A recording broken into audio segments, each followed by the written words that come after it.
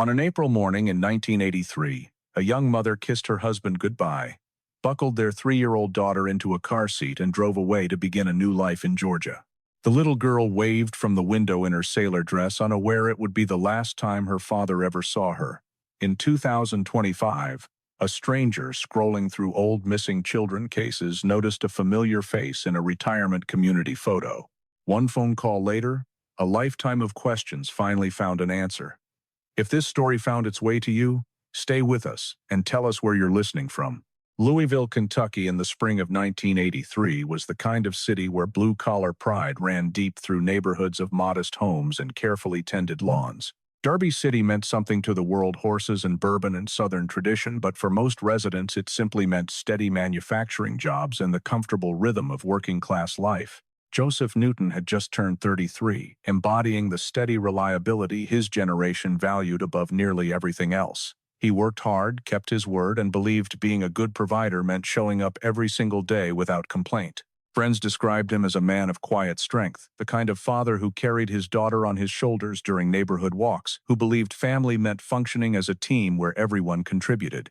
His wife, Deborah, just 24, appeared in photographs with a soft smile and eyes that seemed slightly downcast, suggesting a natural shyness. Those who knew her said she was devoted to Michelle, attentive and loving. Michelle Marie Newton, called Shelley by everyone who loved her, had turned 3 the previous October. Dark hair, often styled in pigtails, framed a gap-toothed smile that radiated pure joy. She was bright and curious, always ready with an enthusiastic hug, endlessly delighted by her collection of sailor outfits and stuffed animals. Riding on her father's shoulders made her laugh with the kind of complete happiness only small children can access, where the whole world spreads out before you and everything seems safe and wonderful. The Newtons were planning something exciting, a move to Georgia, where Joe had been offered better work opportunities. The plan seemed straightforward enough. Deborah would drive down first to scout apartments and get everything set up, making the transition smooth for when Joe followed after wrapping up their affairs in Louisville. Temporary separation for practical reasons, nothing more complicated than logistics. "We'll be waiting for you," Deborah had promised, her voice carrying genuine excitement about fresh starts and new possibilities. Joe woke early on April 2nd, moving through familiar morning routines while Deborah packed. Michelle sat at the kitchen table working through breakfast, her small legs swinging beneath the chair.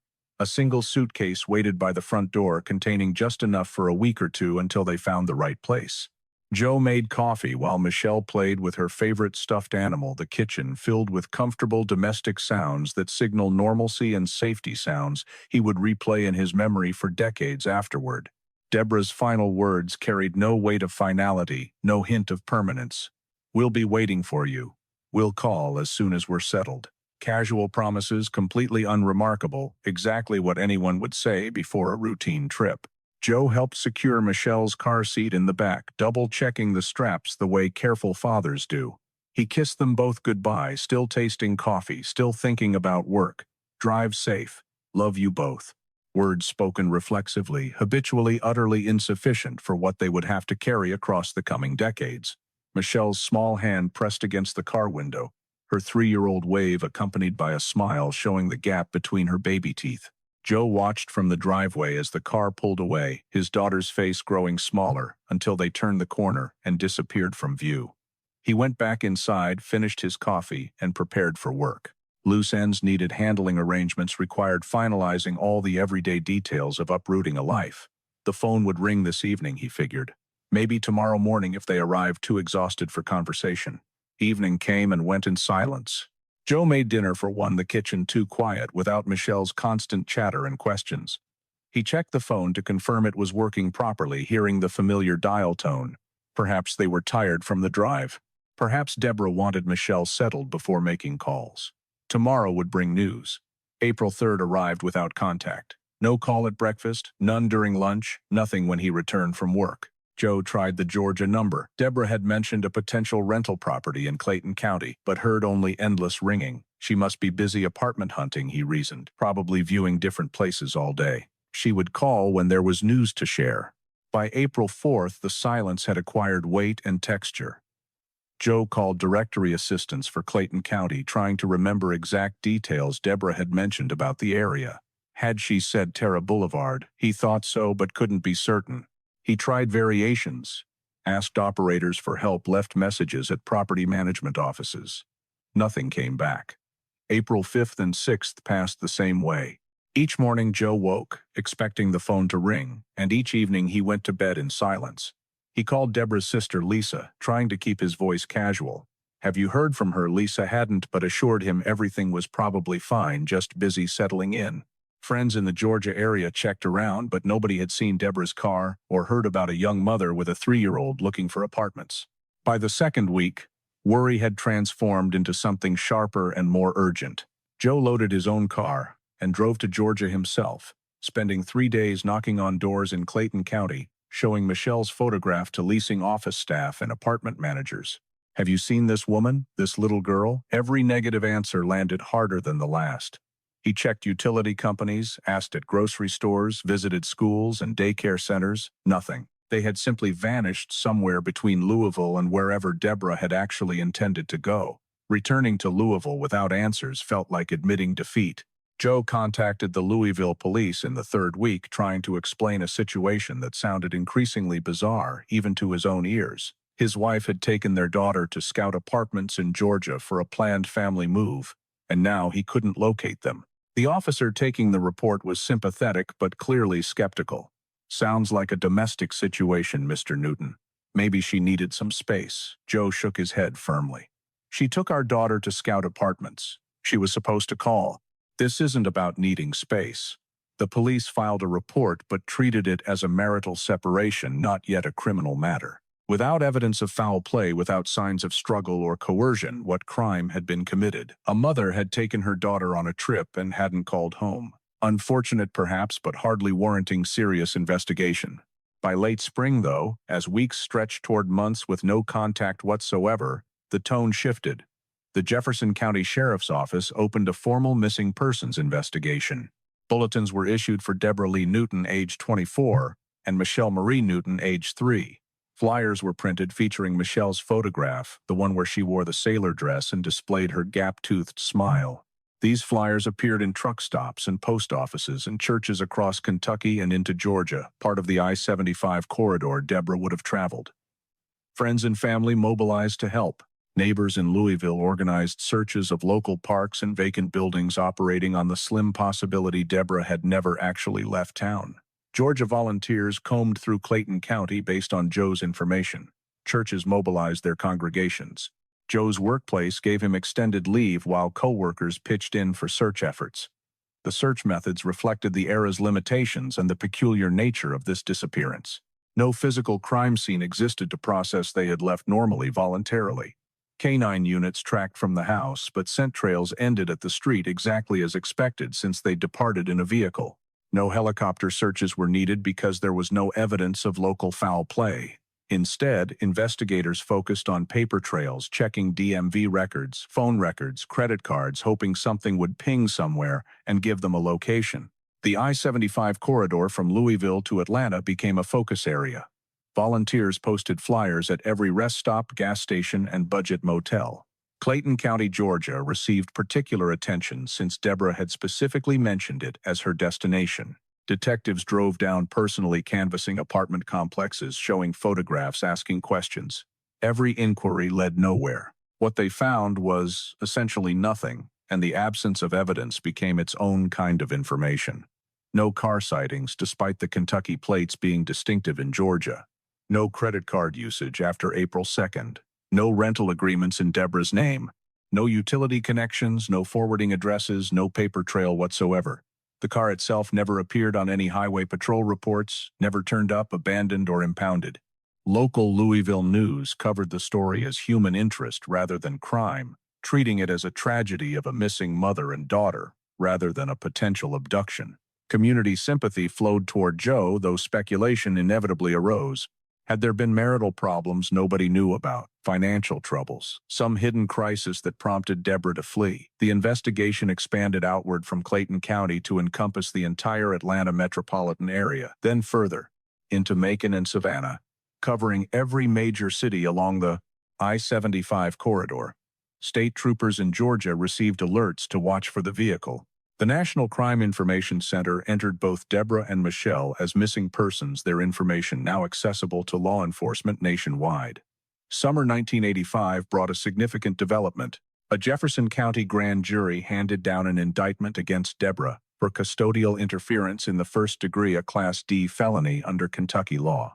The charge stemmed from taking Michelle across state lines without permission, violating the implied joint custody that existed within their marriage.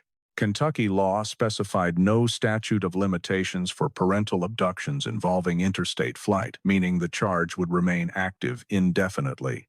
The FBI became involved, issuing an unlawful flight to avoid prosecution warrant. For a brief period in the late 1980s, Deborah's name appeared on the Bureau's list of top 8 most wanted parental kidnapping fugitives, an unusual distinction that put her photograph in federal buildings nationwide. America's Most Wanted featured a segment about the case. Reader's Digest published a feature article. The National Center for Missing and Exploited Children created age-progressed images, showing what Michelle might look like at 8 years old, then 10, then 12. Her face aging in artist renderings that tried to bridge the gap between memory and present reality. Thousands of tips poured in from across the Southeast. A woman matching Deborah's description was reportedly working at a diner in Chattanooga. Investigators checked, came back negative. A child resembling Michelle was spotted at a county fair in Alabama, another dead end. A neighbor in Florida claimed a quiet new family had moved in next door, mother and daughter keeping to themselves, checked and dismissed. Each false lead consumed time, money, and hope. Each one sent Joe driving to yet another city, sitting in his car outside yet another address, watching women walk past grocery stores and wondering if this time, finally one of them would turn and reveal the face he'd last seen kissing their daughter goodbye. Then, sometime between late 1984 and early 1985, the phone rang. Deborah's voice came through the line after nearly 2 years of complete silence, and for a moment, Joe's heart surged with relief and hope. But the conversation was brief, tense, offering nothing he desperately needed. No explanation for the silence, no location, no reassurance. Just a few words before the line went hollow, and she was gone again. Phone company attempts to trace the call identified only a payphone, the location unrecorded in files that would later be reviewed. This single contact proved they were alive. Michelle was with her mother, and they were actively hiding. After this, complete silence resumed. No more calls ever came. By the early 1990s, the flood of tips had slowed to a trickle. The media spotlight moved on to newer cases, fresher tragedies, more violent crimes. The FBI quietly removed Deborah from the top 8 list, needing the space for more pressing threats. Joe kept searching in his own diminished way, maintaining routines that helped him feel like he was still trying. He never remarried, couldn't conceive of it. "How could I?" he would say when friends gently suggested moving forward. "I'm still married. I still have a daughter." Michelle's bedroom remained exactly as she'd left it, becoming a shrine to frozen time. Toys lined the shelves, gathering dust. The crib stayed assembled. A pair of small pink sneakers sat by the door. When rare visitors asked about it, Joe would simply say he wanted everything ready for when she came home. Changing the room would mean accepting she might never return, and accepting meant giving up, and giving up was impossible. Each birthday brought its own quiet devastation. October 5th every year, Joe would buy a cake, light candles, sing to an empty chair. He marked Michelle's height on the doorframe based on the age-progressed images, creating a visual record of growth he hadn't witnessed. Holidays arrived and departed in lonely silence. He spoke less about the case over time, finding the repetition too painful, the explanations too exhausting. The year 2000 delivered an unexpected blow. The Jefferson County Commonwealth Attorney's Office dismissed the original 1985 indictment without prejudice, citing technical difficulties. Prosecutors couldn't locate Joe Newton to testify at a potential trial. In the 17 years since the case began, Joe had moved addresses several times, following work opportunities and trying to escape the suffocating memories of the house where Michelle had lived. He hadn't kept his contact information current with the court system, and bureaucratic wheels ground forward without him. The dismissal wasn't an exoneration of Deborah, merely a paperwork casualty. The charge could be re-indicted at any point, since parental abduction across state lines carried no statute of limitations in Kentucky, but the practical effect was that the case lost legal momentum. 5 years later, in 2005, came another devastating development. Michelle's name quietly vanished from the National Center for Missing and Exploited Children's active database. Policy at the time allowed cases to be archived after 20-plus years with no credible leads and no evidence of ongoing danger. To the national system tracking missing children, Michelle Marie Newton was no longer considered actively missing. The assumption, never stated aloud but hanging heavy in the implications, was that she was either safe under a new identity or no longer alive. Joe didn't learn about the removal for months, not until he called NCMEC to check on the status of the latest age-progressed photo. The representative explained gently, apologetically, that the case had been moved to archived status. Joe felt something break inside him, a weight settling that hadn't been there before. "They took her off the list like she never existed," he told his cousin afterward, his voice hollow with disbelief. But he never stopped believing she was out there somewhere, breathing and living and real. The years ground forward with cruel indifference. 2010, 2012, 2014. Cold case units in Louisville reviewed the file during annual audits, running Deborah's name through newer databases, checking credit reports and driver's license records and Social Security traces. Everything came back blank. Queries went out to the Florida Department of Law Enforcement, the Georgia Bureau of Investigation, even the United States Postal Service for change of address records. Every search yielded nothing. Joe entered his 60s, then pushed toward 70. His hair went gray, lines deepened around his mouth and eyes. The house felt larger and emptier with each passing year. Michelle's bedroom remained untouched, though now it seemed less like a shrine and more like a museum, a place preserved from a time that felt increasingly distant and unreal. He celebrated her birthdays alone, marking theoretical ages: 30 years old, 35, 40. She would have graduated college by now, he thought. She might have children of her own. He could be a grandfather to people who didn't know he existed. Somewhere in those same years, in a place Joe couldn't imagine, Deborah and Michelle were building entirely different lives. Michelle had been too young when they left to remember Louisville, too young to retain memories of her father or her real name. Deborah constructed a new story, complete and convincing.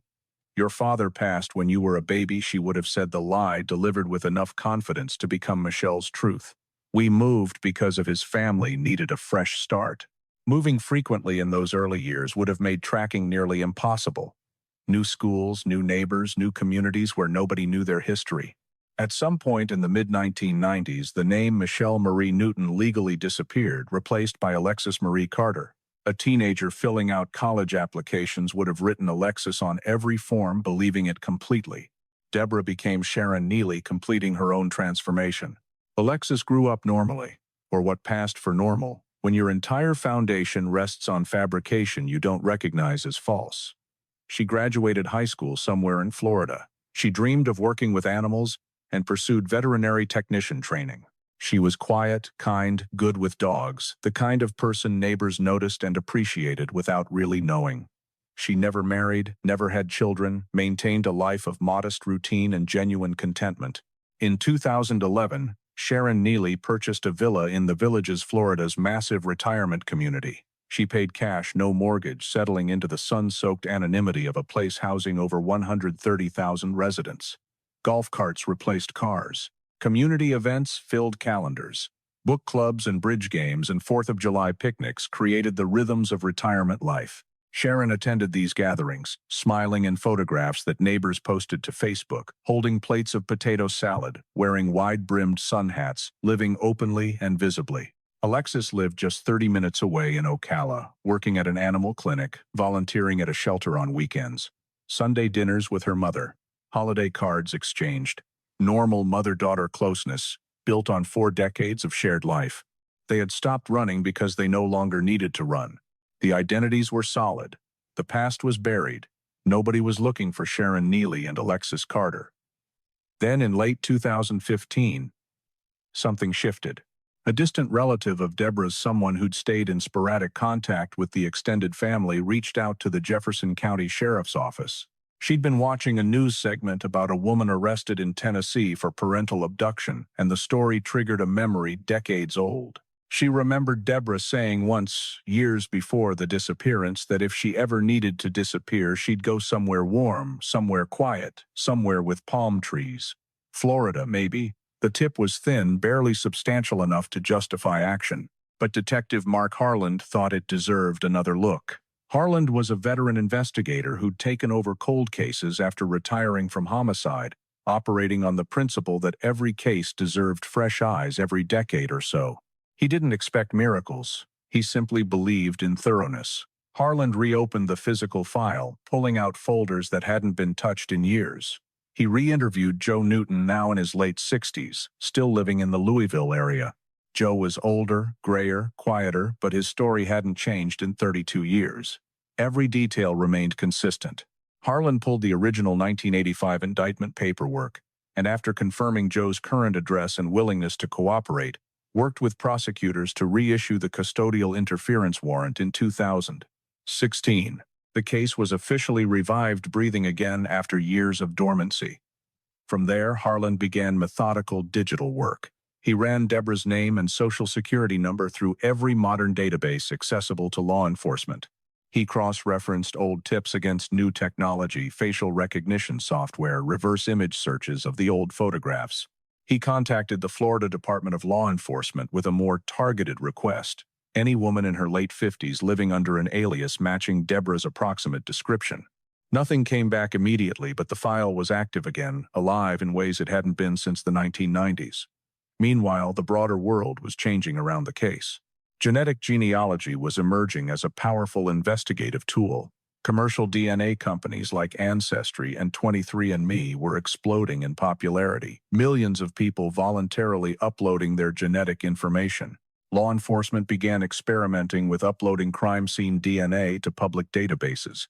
In 2018, the Golden State Killer was identified and arrested thanks to a distant relative's saliva sample submitted years earlier for genealogy research. The technique, called investigative genetic genealogy, was still new, controversial, expensive, but no longer science fiction. Harland discussed the possibility with his team. They had no crime scene DNA, no blood evidence, no fingerprints from a 3-year-old child taken 4 decades ago. But they did have a living relative, Deborah's sister Lisa, still in Louisville. If they ever identified a credible suspect, a voluntary DNA sample from Lisa could be compared for family matching. It was a long shot, the longest kind, but it was something. Spring 2025 arrived with humidity and afternoon thunderstorms, typical to Florida weather. On April 28th, a Tuesday afternoon at 17 minutes past 3, a call came through the Marion County Crime Stoppers anonymous line. Call number 4,872,219 would change everything. The caller was female, speaking in a calm and measured tone, suggesting she'd rehearsed exactly what she wanted to say. "I've been reading about old missing children cases online," she began, her voice steady without hysteria or uncertainty. "There's this one from Kentucky, 1983. A little girl named Michelle Newton and her mother Deborah." She paused, choosing words carefully. "I looked at the age-progressed photo they made of the mother back then, and then I looked at a woman who lives in my community. Her name is Sharon Neely. She's in the Villages, probably in her mid-60s. Quiet lady, keeps to herself. But when I saw her picture next to the old one of Deborah Newton, it's uncanny. I don't know if it's anything, but I thought someone should check." The dispatcher asked standard follow-up questions. Could the caller provide more description, any other details? Had she spoken with Sharon directly? But the caller kept responses brief, gave an approximate street name in one of the village's many neighborhoods, and hung up. She disappeared back into anonymity, never knowing what she'd just set in motion. Detective Harland listened to the recording 3 times on Wednesday morning. He'd chased lookalikes for years, investigated dozens of tips that led nowhere, learned to temper expectations. But something about this felt different. The tip wasn't vague or emotional or demanding immediate action. It was specific, naming a real retirement community, a real alias, referencing the exact visual comparison that had always been the weakest part of cold case parental abductions. Nobody had ever seen Deborah and Michelle together after April 1983, so the only bridge between past and present had been photographs and artist renderings. Harland pulled up the case file, laying images side by side on his computer monitor. On the left, the 1983 family snapshot that had appeared on every flyer. Deborah Lee Newton at 24, dark hair parted in the middle, soft smile, eyes slightly downcast. On the right, the NCMEC age progression from 2010, estimating what Deborah might look like at 54. Same dark hair now streaked with imagined gray, same gentle jawline, same quiet expression. He opened a new browser tab, logged into Marion County property records, and typed Sharon Neely into the search field. The name appeared immediately. A villa in the Fenny section of the Villages purchased in 2011. No mortgage noted. Taxes paid consistently on time. Utility bills current. The owner's date of birth was listed as October 1960, making her 64 in 2025. Deborah's actual birth date was July 1959, which would make her 65 now. Close enough to be easily explained by false documents. Harlan printed the property record, circled the address, and called Detective Carla Ruiz with the Marion County Sheriff's Office. Ruiz had worked cold cases in Central Florida for nearly 2 decades, knew the territory, understood the delicate nature of these investigations. "I've got a possible match on a parental abduction out of Kentucky," Harlan explained. "Woman's been living under the name Sharon Neely in the Villages. Can you discreetly get a recent photograph? Nothing confrontational, just a driver's license photo if you can pull it, or maybe surveillance still from the community gate." Ruiz didn't hesitate. "We can do better than that. The Villages has incredibly active community Facebook groups. People post pictures all the time. Golf tournaments, book clubs, holiday events. Give me a couple days." 48 hours later, Ruiz emailed Harlan 3 photographs. The first showed a 4th of July picnic from 2023 posted by the Fenny Neighborhood Association. A woman in a wide-brimmed sun hat stood near a grill, smiling at the camera holding a plate of potato salad. The second was a clearer shot from the same event taken from the side, showing dark hair pulled back, faint crow's feet, the same gentle slope to the shoulders visible in the decades-old photo. The third was a driver's license scan Ruiz had quietly requested from Florida Highway Safety and Motor Vehicles. Sharon Neely, date of birth October 15, 1960, license issued 2018. Harlan forwarded all 3 images to the forensic imaging specialist at Kentucky State Police Lab. The specialist ran basic facial recognition comparison against the 1983 photo and the 2010 age progression. The software returned a 92% similarity score between the 2023 picnic photo and the age-progressed image. Not definitive on its own, facial recognition remained probabilistic rather than certain, but high enough to justify deeper investigation. Harlan flew to Florida the following week.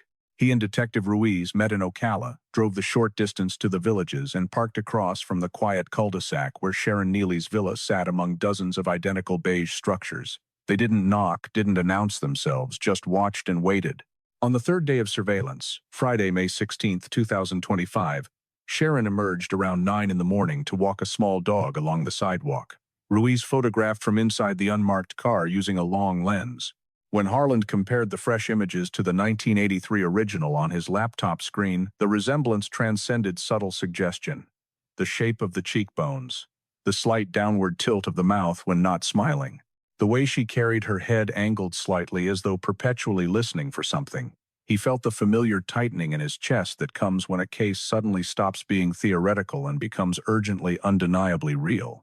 Back in Louisville, Harlan made the next critical call.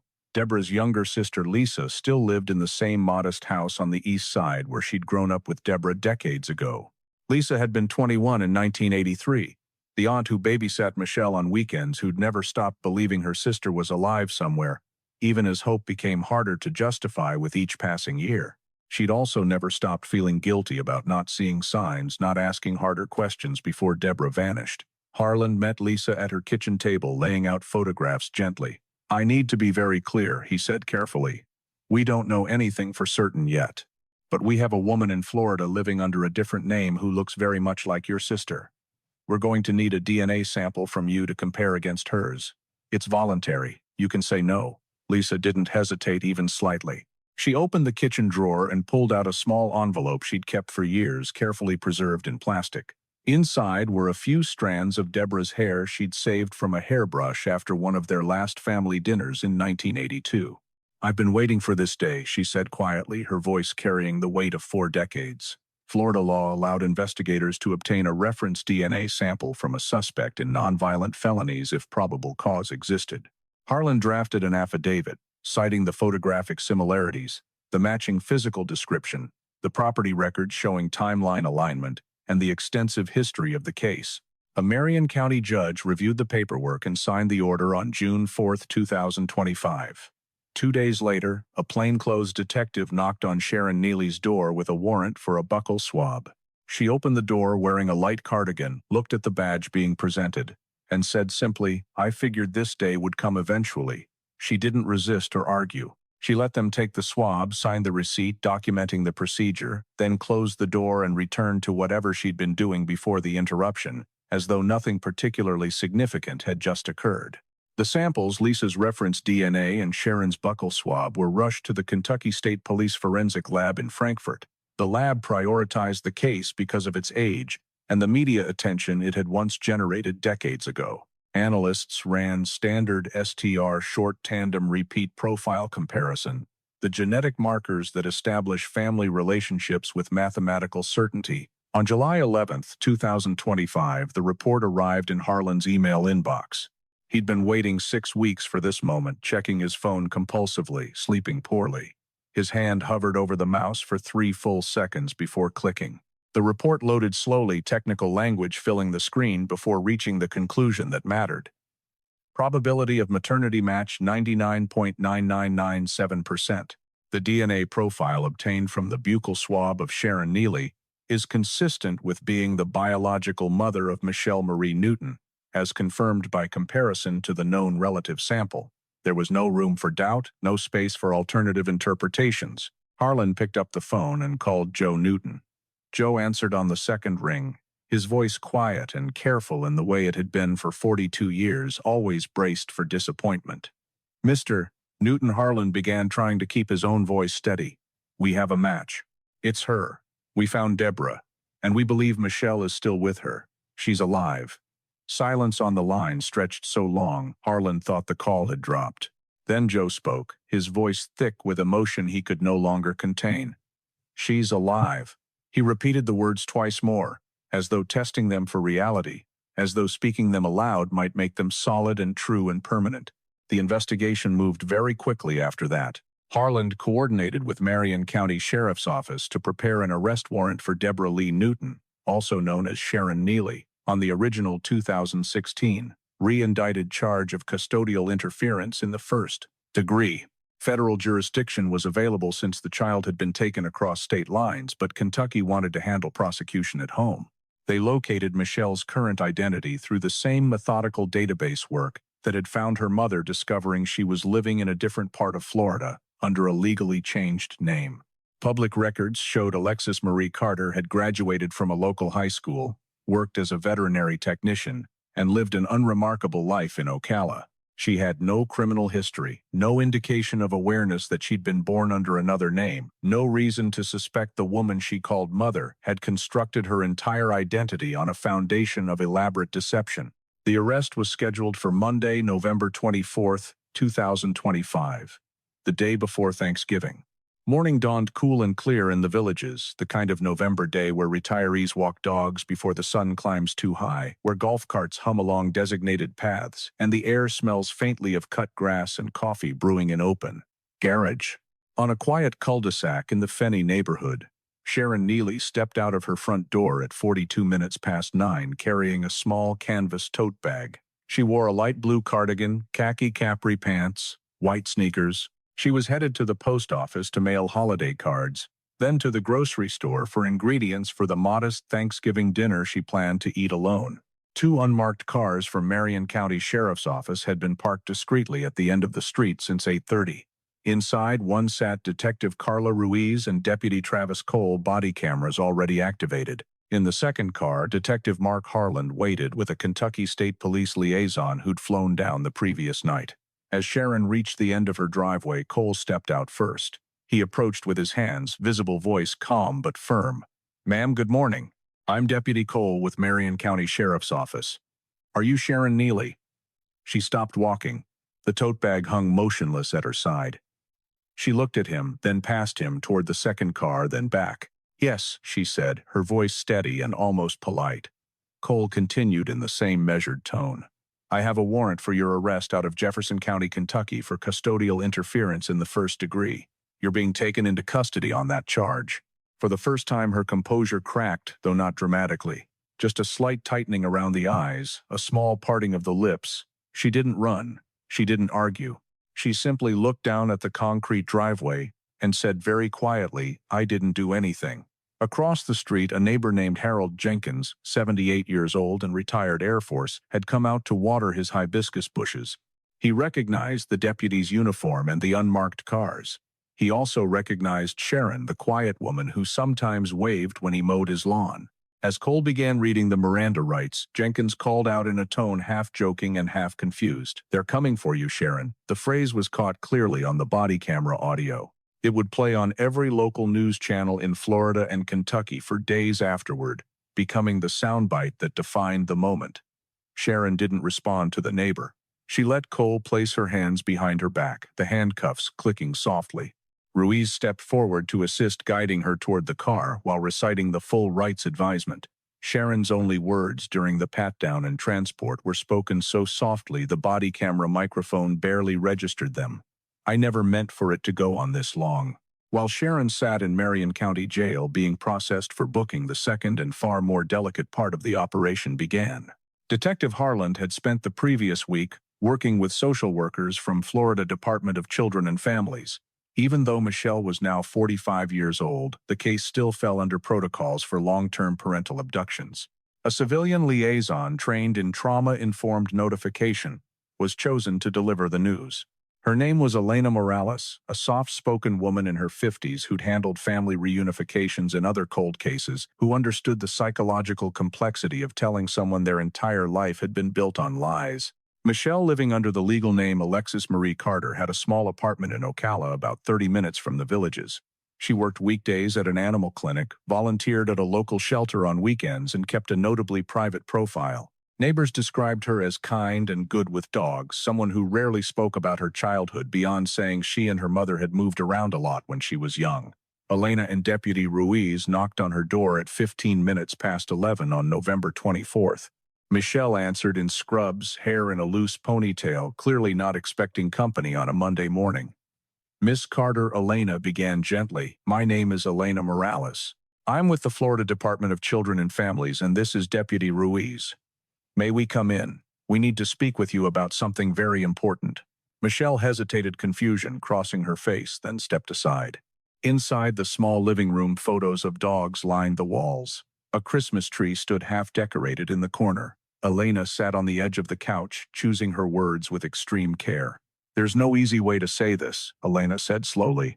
"We have reason to believe that the woman you know as your mother, Sharon Neely, is actually named Deborah Lee Newton. And that you, ma'am, were born Michelle Marie Newton in Louisville, Kentucky on October 5, 1979. You were reported missing with your mother on April 2, 1983, when you were 3 years old." Michelle's face went completely blank. Her breathing changed, becoming short and shallow. She looked from Elena to the deputy and back, trying to process words that made no sense. "That's not possible," she said finally. "My mother told me my father passed when I was a baby. We moved because of his family," she said. Elena opened a folder, gently laying out 3 photographs on the coffee table. The original 1983 snapshot of little Shelley in the sailor dress, the 2010 age progression, and Michelle's current driver's license photo. "Look at them," Elena said quietly. "Really, look." Michelle stared at the images. Her hand moved slowly toward the pictures, trembling slightly. When her fingers touched the photograph of the toddler in the sailor dress, she flinched as though the paper had burned her. Elena continued, voice steady and compassionate. "We have DNA results. Your mother's sister, your Aunt Lisa, gave a sample. It matches you. You are Michelle Marie Newton. Your biological father, Joseph Newton, is still alive. He's been looking for you since the day you disappeared." The room fell silent except for the faint hum of the refrigerator in the kitchen. Michelle didn't cry, not yet. She simply sat with her hands folded in her lap, staring at the photographs as though they belonged to someone else's life, someone else's story that had nothing to do with the 45 years she'd actually lived. After a long pause that seemed to stretch endlessly, she asked the first real question. "Does he know?" "Yes," Elena answered. "He knows you're alive. He's been told." Michelle closed her eyes. When she opened them again, she asked the second question, the one that would change everything. "Can I meet him?" Arrangements were made quietly over the following days. Michelle needed time. She needed space to process the information that had just rewritten her entire existence. Elena explained gently that Joe had waited 42 years. He could wait a little longer. On Wednesday, November 26th, the first contact was arranged by phone. Elena sat with Michelle in her Ocala apartment. Detective Harlan sat with Joe in his Louisville living room. Two phones on speaker, 1,000 miles of distance between them, but a connection about to be restored. Joe answered first, his voice barely above a whisper. "Hello." A pause. Then a woman's voice, soft and uncertain. "Hi, this is Michelle." Joe's breath caught audibly. He'd practiced this moment in his mind thousands of times, over 4 decades, rehearsed what he might say, how he might react. None of the preparations made any difference now. "Michelle," he repeated, saying the name aloud as though it were something sacred he'd been forbidden to speak for too long. "I've waited so long to hear your voice." They talked for 47 minutes, not about the disappearance or the lost years or the questions that had no easy answers. They talked about small things, building a bridge with ordinary details. Michelle told him she worked with animals, that she'd always felt drawn to helping creatures who couldn't help themselves. Joe told her he still lived in the same house, that the neighborhood had changed, but the oak tree in the front yard was still there, still spreading its branches the way it had when she was 3. "I kept your room," Joe said at one point, his voice cracking slightly. "The way you left it?" Michelle laughed, a small, surprised sound. "I hope the stuffed animals aren't too dusty." When the call ended after nearly an hour, both of them were crying. Neither had expected to, but the tears came anyway, washing over years of absence and silence and carefully maintained hope. Thanksgiving Day, November 27, 2025, arrived overcast in Louisville. Joe woke early, moving through familiar routines with new purpose. He cooked the same meal he'd cooked alone for 42 years, turkey stuffing, green bean casserole, sweet potato pie. But this time, he set 2 plates at the table, 2 glasses, 2 sets of silverware. This time, someone was coming home. Michelle flew in that afternoon, having requested complete privacy. No media, no crowds at the airport, no public spectacle. Elena Morales and Detective Harlan met her at Louisville Muhammad Ali International, drove her through streets she'd traveled as a 3-year-old with no memory remaining. They parked a block away from Joe's house so Michelle could walk the final distance alone, giving her control over the pace of this reunion she'd never imagined needing. She stood on the sidewalk for almost a full minute, looking at a house that should have been familiar but was completely foreign. Then she walked up the driveway, climbed 3 steps to the porch, and knocked. Joe opened the door. For a long moment, neither of them spoke. They simply looked at each other, trying to reconcile memory and imagination with present reality. Joe saw the same dark hair, the same gentle eyes he remembered from 1983, but grown into a woman's face he'd only seen in age-progressed sketches. Michelle saw a man older than the father her mother had told her was gone, gray-haired and lined, but with a soft smile she somehow recognized without understanding why. Joe reached out slowly. Michelle stepped forward. They embraced carefully at first, then tightly, the way people hold on when they're afraid the moment might dissolve, and proved to be another dream in a long series of hopeful dreams that led nowhere. "You're home," Joe whispered into her hair. "I didn't know I was missing," Michelle whispered back. They spent the rest of the afternoon in the living room, surrounded by photo albums Joe had maintained for 4 decades. He showed her pictures of herself as a baby, a toddler, the early years she had no memory of living. Michelle shared stories about her own life, the schools she'd attended under a different name, the places she and her mother had lived, the quiet routines she'd built, believing they were simply her family's way of being. "She was good to me," Michelle said at one point, her voice carrying confusion rather than anger. "She was just my mom." Joe nodded, not pressing for more, not demanding explanations or expressions of loyalty. He simply listened, giving her space to process feelings too complicated for easy categorization. Friday, November 28th, brought another difficult moment. Deborah's arraignment in Jefferson County Circuit Court proceeded via video feed from Marion County Jail in Florida. She appeared on screen wearing orange jail-issued clothing, her hair pulled back, her face carefully, expressionless. The judge read the charges: custodial interference in the first degree, a Class D felony. Deborah entered a plea of not guilty. Bond was continued. The case was set for preliminary hearing in early January 2026. Michelle and Joe sat in the gallery side by side, watching the screen together. When Deborah looked up and saw them there, her eyes widened for the first time since her arrest, genuine emotion breaking through carefully maintained composure. She didn't speak. She only looked at her daughter, really looked for several long seconds before the video feed cut and the screen went blank. Outside the courthouse afterward, Michelle read a short statement she'd written herself to the reporters waiting with cameras and questions. "This is a complicated situation. I love the woman who raised me. I'm also getting to know my father. I hope both of them can find some peace. I'm not choosing sides. I'm just trying to understand." Deborah's attorney issued a brief statement as well professional and non-committal. "My client is cooperating fully. She looks forward to resolving this matter in court and moving forward." The Jefferson County Sheriff's Office held a press conference the following week. Sheriff Mike Davis called it a once-in-a-career resolution, praising Detective Harlan's persistence, the power of anonymous tips through Crime Stoppers, and the breakthrough capabilities of modern DNA technology. "This case shows that time doesn't always erase truth," he said, "and families don't give up."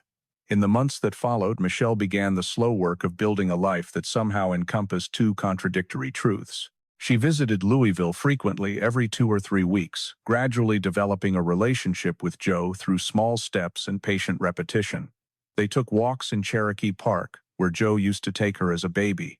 They shared quiet dinners at the same diner he'd frequented for decades. They looked through old photographs together, Joe sharing stories she couldn't remember but that somehow felt important to hear. She kept her job and apartment in Ocala, not ready to uproot everything again, needing the stability of routines and familiar spaces. But she also began the legal process of reclaiming her original name, choosing to bridge both identities. Michelle Marie Newton Carter, carrying both the person she was born as and the person she'd been raised to be. As of early 2026, the legal case remains pending. Deborah Lee Newton awaits extradition to Kentucky, facing charges that could result in 1 to 5 years imprisonment, though her age and Michelle's apparent health complicate sentencing considerations. The defense will likely argue she raised Michelle lovingly, caused no physical harm, that the child grew into a healthy adult.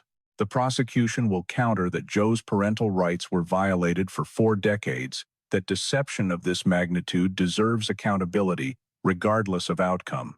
Michelle hasn't decided whether she'll testify. Joe wants some form of accountability but not vengeance, understanding that harsh punishment won't return the years already lost. Public opinion remains divided between those who see Deborah as a criminal who stole a child and those who note Michelle seems fine, questioning whether the harm was truly so severe. What changed because of this case extends beyond one family's resolution. Parental abductions are now better understood as crimes that can hide for decades, requiring persistent investigation and maintained case files even after 20 or 30 or 40 years pass. The case demonstrated that DNA databases work for cold case parental abductions, not just violent crimes, and that combining facial recognition software with social media creates powerful investigative tools. Amateur internet researchers can crack cases by trusting their observations and making anonymous calls. The case is now used in training for long-term missing persons, emphasizing the importance of never completely closing files and maintaining family contact information. The lessons here speak to persistence in its quietest forms. Joe never remarried, kept a bedroom ready for 4 decades, maintained hope when rational voices insisted on acceptance. Detective Harlan reopened a file when others had moved on.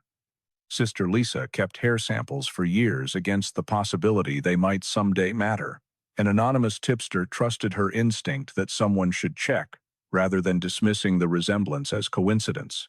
Technology played a crucial role through DNA genealogy and facial recognition in public databases, but only because people chose to use those tools on behalf of truth. Truth, as this case proves definitively, has no expiration date. Lies eventually surface no matter how carefully constructed or maintained. Justice delayed across decades isn't automatically justice denied. These principles sustained Joe through impossibly long years of not knowing, and they proved valid in the end. For women in their 50s and beyond, Michelle's story offers practical guidance alongside emotional resonance. Trust your instincts when something seems off. The anonymous tipster's observation that Sharon Neely resembled decades-old photographs of Deborah Newton came from careful attention, not paranoia. Crime Stoppers lines exist precisely for these moments of reasonable concern. You don't need proof, just sufficient suspicion to warrant professional investigation. Reporting isn't being nosy, but rather accepting civic responsibility. If you suspect parental abduction, remember that children living under false identities often don't know their own histories.